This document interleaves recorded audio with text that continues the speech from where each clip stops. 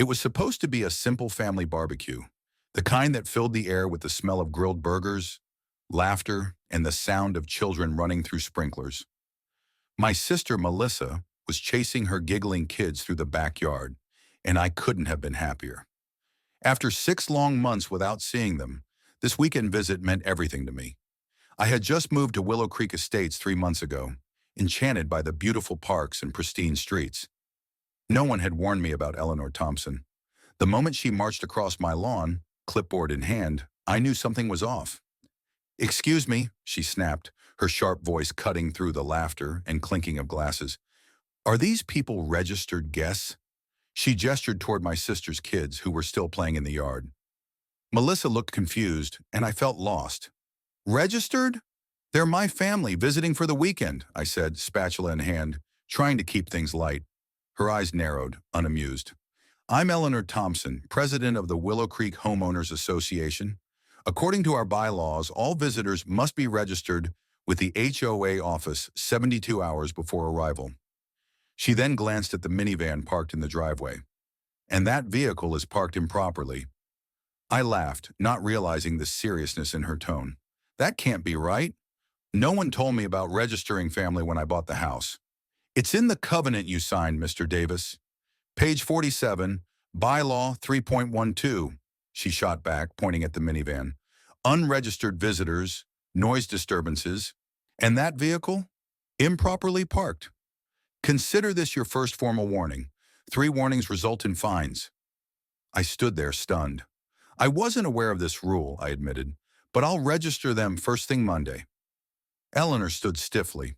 "That's not how it works," she said coldly. "They need to leave immediately and return after proper registration." She didn't even look at my sister when she tried to speak up. "As HOA president, I must enforce our community standards." I put the spatula down, trying to process the situation. This is ridiculous. They're just family visiting for the weekend. Eleanor wasn't having it. "Rules maintain property values, Mr. Davis," she said with a tight smile, "and I intend to enforce them." It was then that my father, Judge William Davis, who had been quietly observing from the patio, stood up. At 65, my father still commanded respect without raising his voice. "Eleanor, is it?" he asked, his tone calm but authoritative. "Are you suggesting my grandchildren can't visit their uncle without paperwork?" Eleanor blinked, momentarily thrown off guard, but then quickly recovered. "Even judges must follow HOA regulations, sir," she replied, her tone sharp. Dad didn't miss a beat. "Fascinating interpretation. I'd be very interested to see the legal precedent that supports an HOA's authority to restrict family visitation rights on private property." Her smile faltered. "The covenant is a binding contract, Judge Davis. Your son agreed to these terms." My father raised an eyebrow. "Did the terms explicitly state family members require pre-approval?" "Well, it says all visitors," Eleanor replied, but there was no conviction in her voice. Dad nodded thoughtfully. "I'll overlook this violation, just this once," Eleanor said, but her tone made it clear she was doing me a favor. "Please ensure all future guests are properly registered." After she left, my father sat back down, eyes twinkling with a quiet sense of amusement. "Interesting woman," he said, almost to himself. "Neighborhood politics." I chuckled, though a strange unease settled in my stomach. "Probably nothing to worry about," I said, trying to dismiss it. Later that night, after the kids were asleep, my father and I sat on the patio with beers discussing the barbecue incident. Dad's tone was different now, more serious. "You should read your HOA covenant carefully, son," he said, looking out over the yard. I shrugged, not really taking him seriously. "It's probably nothing, just an overzealous board member." Dad didn't sound convinced. "People who monitor children playing in their own backyards rarely stop there," he replied, his voice heavy with experience. Little did I know, my father was right. The next day I discovered that Eleanor had already begun to gather evidence against me and my family. What had started as a simple visit from my sister was about to turn into a battle for our rights and a fight against a tyrannical HOA president. The next morning I woke up to a formal written warning stuck to my front door. The paper was cold and official, its words almost mocking. 3 violations, they said, all stemming from the barbecue. The first violation was for the unregistered visitors. My family, of course. The second violation? The improperly parked minivan. And the third? Noise disturbance. That one caught me off guard. The kids had been playing, sure, but there had been no shouting or anything out of the ordinary. Eleanor's definition of noise disturbance must have been different from mine. But what struck me most was the final line of the notice. Failure to comply with these regulations could result in fines. I felt the blood rush to my face. How could this be happening? It wasn't like I was throwing wild parties or disturbing the peace. I had just moved here for the peaceful life Willow Creek Estates promised. As if the warning wasn't enough, there was also a flyer stuck to the notice. Willow Creek Estates 4th of July celebration. Grand Marshal Eleanor Thompson. It seemed almost like a taunt, a reminder of her control over everything in this neighborhood. I could feel my anger rising, but I didn't know where to direct it. I had been caught in this maze of rules, and now I felt like I was losing my footing. How could I fight back against something so bureaucratic, so precise in its execution? It didn't take long for me to realize that Eleanor wasn't just some overzealous board member. She had power, and she knew how to use it. Later that afternoon, when Melissa and her family had left, I decided to take a walk around the neighborhood to clear my head. I needed some perspective. As I strolled, I noticed the pristine lawns, the perfect symmetry of the houses, and the clear, almost too perfect streets. It was like a utopia on the surface, but beneath that shiny exterior, something darker lurked. The way Eleanor had spoken to my father, how she had dismissed his authority so easily, it left a bad taste in my mouth. I had been in touch with some of the other neighbors after the barbecue. Sam, the guy who had lived here for 5 years, was the first one to admit the HOA wasn't always this strict. But when Eleanor took over as president, everything changed. She started enforcing the rules like they were the only thing that mattered, Sam said, his voice low as we sat on his porch one afternoon. Before, no one cared about registering visitors or checking every car. Now, if you step out of line, she'll come after you. But she can't do this, I said, shaking my head. There's no way this is legal. Sam just looked at me, his face grim. You'd be surprised. People tried to challenge her when they got fined for stuff like this before. The Ramirez family? They were hit with fines for having their grandparents stay with them over Christmas. They tried to challenge it, but their garbage wasn't picked up for weeks, and landscaping violations started piling up in their mailbox. She knows how to make people back down. It hit me like a ton of bricks. This wasn't just a personal vendetta against me. It was a pattern. Eleanor was using the HOA to bully people, to control them, and it seemed like no one had the guts to stand up to her. That evening, I found my father sitting on the patio again, quietly flipping through some papers. I had been so preoccupied with the violations in my fight with Eleanor that I didn't even notice he was reading through the HOA covenant until he looked up and caught my eye. You're right, he said, his voice steady but sharp. Something isn't right here, but you need to be careful how you proceed. I sat down across from him, not sure what he meant. What do you mean? This is more than just about family visit, he said slowly, almost as if he were mulling over each word. This is about power, and from what I can tell, Eleanor's been using the HOA to enforce her own brand of authority. That's dangerous. She's going to get away with this, isn't she? I asked, frustration bubbling up inside me. How can she be stopped? She's got everyone under her thumb. Dad took a long pause, his gaze never leaving the papers in front of him. It's not about what she can get away with, he said finally. It's about what she can't. She's crossing legal boundaries, and that's something I can help with. That was the turning point for me. I had always known my father was a judge, but I had never fully appreciated how deeply he understood the law.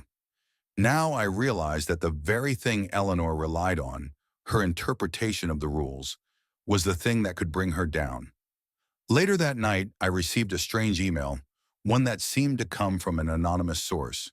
It was short and cryptic, but the message was clear. Don't fight them. They always win. The hairs on the back of my neck stood up. It was almost as if someone was warning me off. But I couldn't back down now.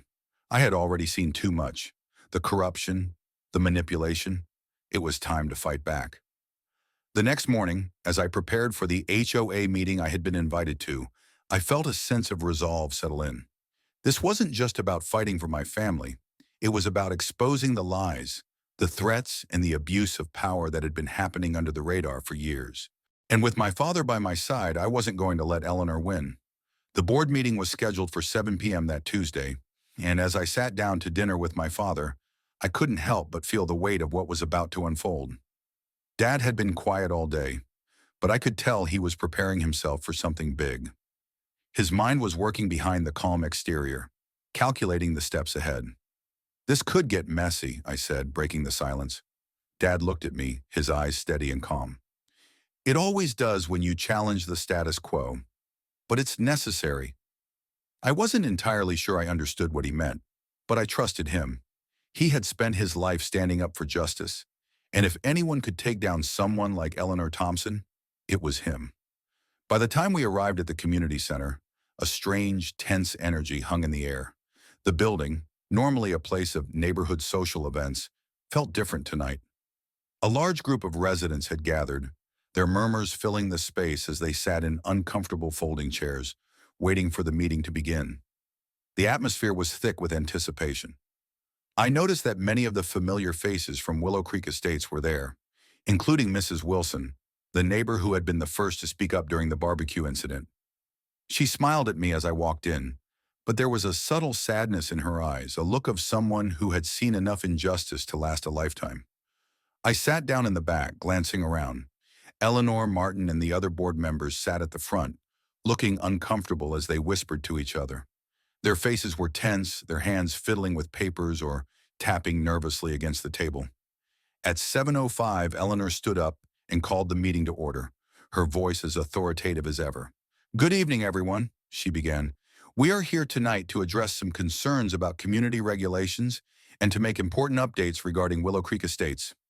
I could feel her eyes darting in my direction as she spoke. She knew exactly why we were all there. I wasn't the only one who had been targeted by her overbearing rules, but I was the one who had dared to stand up. "As you all know," Eleanor continued, "the Homeowners Association is committed to maintaining the standards and integrity of our community. We take these matters very seriously." The room was silent, everyone listening carefully, but I could sense the undercurrent of dissent. People were tired. Tired of the fines. Tired of the arbitrary rules. Tired of being afraid to live their lives without fear of being punished for the smallest of infractions. "One of the issues we've had to address," Eleanor continued, "is the visitor policy. It's important that all visitors are properly registered with the HOA to avoid any security issues." She glanced at me as she said this, making sure I understood who she was speaking about. My stomach churned, but I kept my focus. This wasn't about me anymore. This was about all the people she had oppressed. A few people murmured in agreement, but Mrs. Wilson stood up, her voice cutting through the silence. "Eleanor, with all due respect, this isn't about security. This is about power, and you've been using your position to intimidate people and make their lives miserable." Eleanor's face turned a shade of red I hadn't seen before. She opened her mouth to retort, but Mrs. Wilson wasn't finished. "My family has lived here for years. We've never had any issues until you came along. Suddenly, every little thing is a violation. You're destroying this community, one rule at a time." The room went quiet. No one had ever dared to speak to Eleanor like that, but it seemed like everyone was just waiting for someone to say the words they had all been thinking. Eleanor's gaze shifted between Mrs. Wilson and the other residents who were nodding in agreement. "I will not tolerate this kind of disruption," she said, her voice shaking but still firm. "I will have you removed if necessary." But the damage was done. The air had shifted. People weren't afraid of her anymore. My father, who had been watching quietly, stood up. He didn't need to say anything to command attention. His presence alone was enough to make the room go still. "Excuse me, Eleanor," he said, his voice even and steady, "but I'd like to address the board about some of the practices I've been hearing about in this neighborhood." Eleanor's eyes widened, and for the first time I saw a flicker of nervousness in her demeanor. She was caught off guard. My father had that effect on people. "I've reviewed the covenant you refer to," Dad continued, his tone unwavering, "and I find that your enforcement of certain policies, particularly regarding visitor registration, is highly selective and, frankly, overreaching." Eleanor opened her mouth to speak, but Dad raised a hand, silencing her. You fined people for minor violations, ignored complaints of harassment, and now I understand you've been using the HOA's power to enrich yourself and your associates, he said, his eyes fixed on her. I have evidence to suggest that your authority has been abused. The room erupted. Whispers spread like wildfire. People looked between each other in shock and disbelief. It was as if someone had thrown open the doors to a room full of secrets, and they could finally see the truth. I've seen the financial records, Dad said, his voice carrying through the room. I know about the kickbacks, the falsified reports, and the contracts awarded to your friends for inflated prices. You've been running this place like a personal fiefdom, and it ends tonight. Eleanor's face drained of color. Martin shifted uncomfortably in his seat, and the other board members looked like they wanted to sink into their chairs and disappear. Your board has been operating outside the law, and I will not allow it, Dad continued, his words like a final blow. I've already contacted the appropriate authorities. This isn't just a community issue anymore. This is a matter of criminal conduct. I could hear the murmurs in the room intensify, but it wasn't just disbelief now. It was fear. Fear of the truth coming to light. Fear of the changes that were about to shake their perfect little world. Eleanor stood up, her hands trembling as she clutched the papers in front of her. This is ridiculous, she shouted. You can't do this. You're trying to ruin everything I've worked for. Not everything, my father replied calmly. Just the things built on lies. The room fell into a stunned silence as Eleanor stood there, fuming, unable to respond. It was clear the battle had just begun, but for the first time, I felt a sense of hope. The tide was shifting, Eleanor's reign was crumbling, and I was ready to fight for my family, and for everyone else who had been silenced for too long. The events of that night sent ripples through the entire community. The air was thick with tension as neighbors whispered behind closed doors, and word spread faster than wildfire. Everyone knew that something had changed, something irreversible. Eleanor Thompson's grip on Willow Creek Estates had begun to slip, and the community for the first time in years was beginning to see the cracks in the facade she had built. The very next day, the county investigators arrived.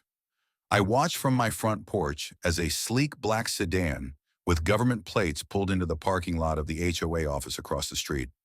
A group of men and women in business attire stepped out, carrying briefcases and files. They didn't look like the usual visitors, the ones who showed up for neighborhood meetings. These were professionals, and they were here for a reason. As I watched, I saw Eleanor storm out of the office, her face a mixture of anger and fear. She was arguing with a tall woman in a gray suit, one I hadn't seen before. Eleanor's voice was shrill as she waved her arms, but the woman remained calm and composed, standing firm in the face of the storm. Ms. Thompson, the woman said, her voice cold and professional, we are conducting a legal inspection of your financial records.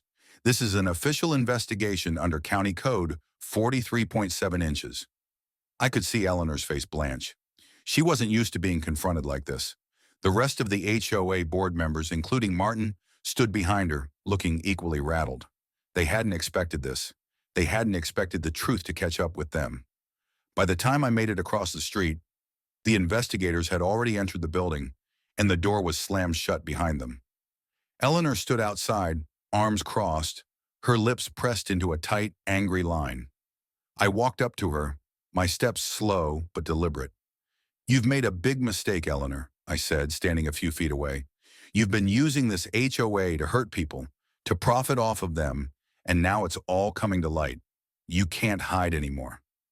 Eleanor didn't respond at first. She was glaring at me, her eyes filled with venom, but she knew she was cornered. The evidence was out in the open now, and there was no way to deny it. This isn't over, she spat, her voice trembling with anger. You and your father think you've won, but you haven't seen anything yet. I could tell she was trying to keep her composure, but her hands were shaking. Her carefully constructed world was crumbling around her, and she didn't know how to stop it. I don't need to see anything else, Eleanor, I said calmly. The truth is all that matters now. As I turned to walk back to my house, I could hear her shout behind me, but I didn't turn around. There was no point in engaging with her anymore. The battle was no longer about her rules, her policies, or her power. It was about justice, and she was on the wrong side of it. That afternoon, I received a call from my father. His voice was steady, but there was a hint of satisfaction in it. "We've got more than enough evidence to bring her down," he said. "The county's taking this seriously now. They're going through the records, and they've already flagged several instances of fraud and misuse of funds." I let out a breath I didn't know I'd been holding. "So what happens now?" "Now," my father said, "the real work begins. They're going to conduct a full audit of the HOA's finances, and it's going to expose everything. We need to be ready for what's coming." I knew what he meant. This wasn't just a fight for my family's right to visit. This was about everything Eleanor had done to this neighborhood, the way she had used her position to control people, punish them, and profit off of their backs.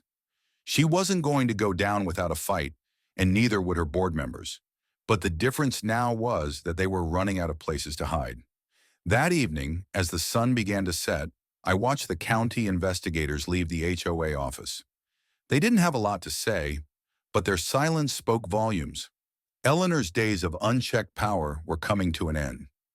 The next morning, I was greeted with a flurry of text messages and emails. People were reaching out to me, neighbors I hadn't spoken to in months, even years. They were thanking me for standing up, for pushing back against Eleanor's tyranny. It felt good to know that my actions had inspired them, that they now saw a path forward. But with the good news came the bad. The HOA board was circling their wagons, scrambling to protect themselves. In the midst of the chaos, a few neighbors came forward with their own stories. Stories of how Eleanor had used her power to punish anyone who questioned her. How she had manipulated the HOA's rules to target people she didn't like. One neighbor, Mrs. Patel, shared how her family had been fined repeatedly for minor infractions, and how her complaints had been ignored. "It was always about power," she said, shaking her head. "She would find any excuse to fine us, and when we fought back, she made our lives hell." That night, as I sat at my kitchen table reading through the emails and text messages, I felt a strange sense of peace. The battle was far from over, but the truth was finally coming out. The corruption, the intimidation, the fraud, it was all being exposed for everyone to see. The next court date loomed on the horizon, and I knew it would be a turning point. The HOA board had no idea what was coming.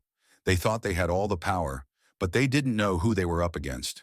My father had already begun making calls, setting the wheels of justice in motion. And when the time came, Eleanor and her board would face the consequences of their actions. They would no longer be able to hide behind their rules and their threats. The truth was coming for them, and there was nothing they could do to stop it. I smiled to myself as I thought of what my father had said. Sometimes the smallest injustices reveal the biggest crimes, and Eleanor Thompson's biggest crime was about to be exposed for all to see. The days leading up to the court hearing were filled with an almost unbearable anticipation. It felt like the entire neighborhood was holding its breath, waiting for the final showdown. Neighbors who had stayed silent for so long were finally speaking out, and whispers of Eleanor's wrongdoings spread like wildfire. For the first time, people weren't afraid to talk about what had been happening in Willow Creek Estates. My father had spent the last few days coordinating with county officials and investigators. He wasn't one for grand displays of emotion, but I could sense the weight of the situation on his shoulders. This wasn't just about me or my family anymore. It was about taking down a system of corruption that had plagued the neighborhood for far too long. And my father was determined to see it through, no matter what. On the morning of the hearing, I woke up early, unable to sleep the night before. My mind kept racing, replaying everything that had led us to this moment. The barbecue, Eleanor's aggressive tactics, my father's quiet but determined resolve. It all led to today. I met my father at the courthouse, where the tension in the air was palpable. Reporters gathered outside, their cameras flashing as they tried to catch a glimpse of what was about to unfold. The news had already gotten out, and now the public was watching. Eleanor had become the face of everything people despised about HOA overreach, and the media was loving every second of it. "Do you think she'll try to pull something today?" I asked my father as we walked through the courthouse doors. He glanced over at me, his face a mask of calm. "She'll try. She always does. But this time she's out of options. We have the truth on our side." As we entered the courtroom, The familiar smell of old wood and polished floors greeted us. The room was crowded, the benches filled with residents of Willow Creek Estates who had decided to show up. Many of them were there to support me, but there were also those who just wanted to see how this would play out. It felt strange knowing that the outcome of this hearing could change everything for the people who lived here. I noticed Eleanor and her lawyer sitting at the front, both of them looking tense. Eleanor's normally confident demeanor was gone. She sat stiffly in her seat, her eyes darting nervously around the room. Martin sat beside her, arms crossed and a scowl on his face. The judge, a woman I hadn't seen before, entered the room and called the proceedings to order. She was calm, composed, and appeared completely unshaken by the intensity of the situation. Her presence immediately commanded respect. "Let's begin," the judge said, her voice clear and firm. Eleanor's lawyer stood up first, adjusting his glasses as he prepared to make his case.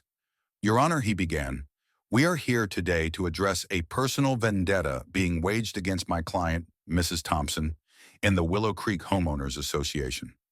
This case is nothing more than an attempt to tear down the structure that has kept this community strong for years. The visitor policy that has been implemented is well within the HOA's legal rights, and the fines levied against Mr. Davis and his family were justified under our bylaws." I could see Eleanor's lawyer trying to stick to the script, but I could also see cracks in his argument. My father, who had been listening intently, stood up to address the court. "Your Honor," he said, his voice steady and authoritative, "the issue here is not simply a matter of bylaws or policies. The issue is abuse of power. The Willow Creek HOA, under Mrs. Thompson's leadership, has repeatedly violated the rights of the residents.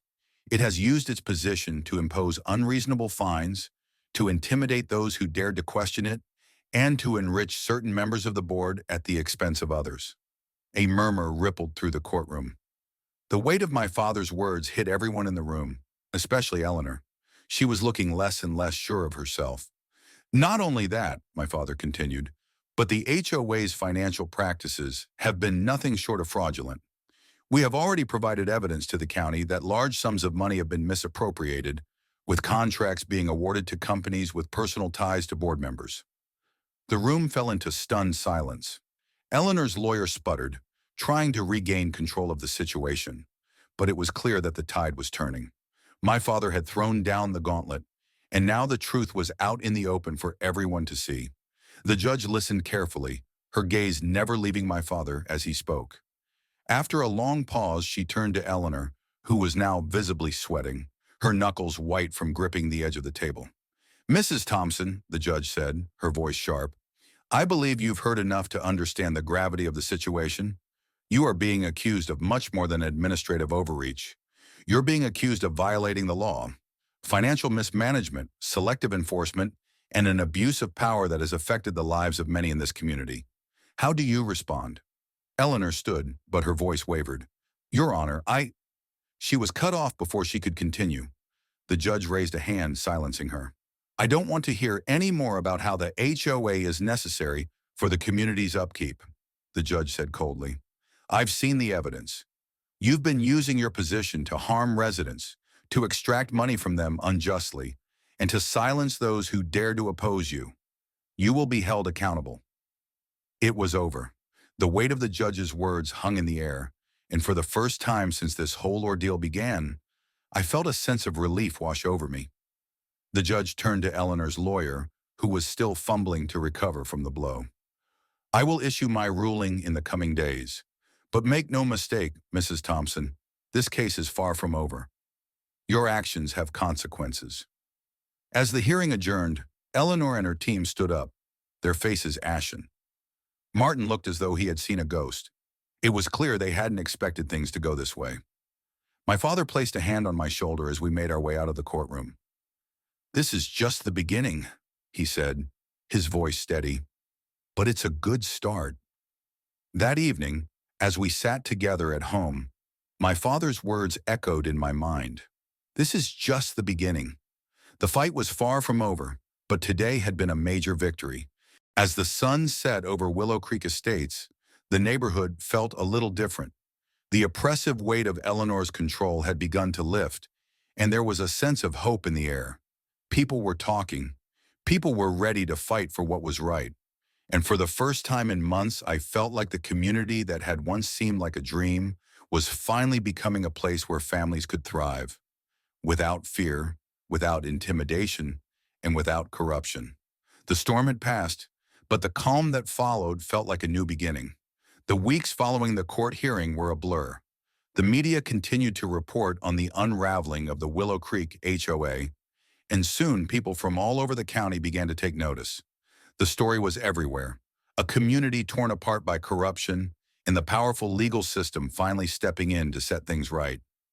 Eleanor Thompson, once the iron-fisted ruler of the neighborhood, was no longer the figurehead of Willow Creek Estates.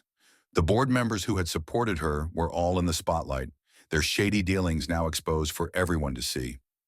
My father, ever the strategist, continued his work behind the scenes, making sure that the necessary legal procedures moved forward.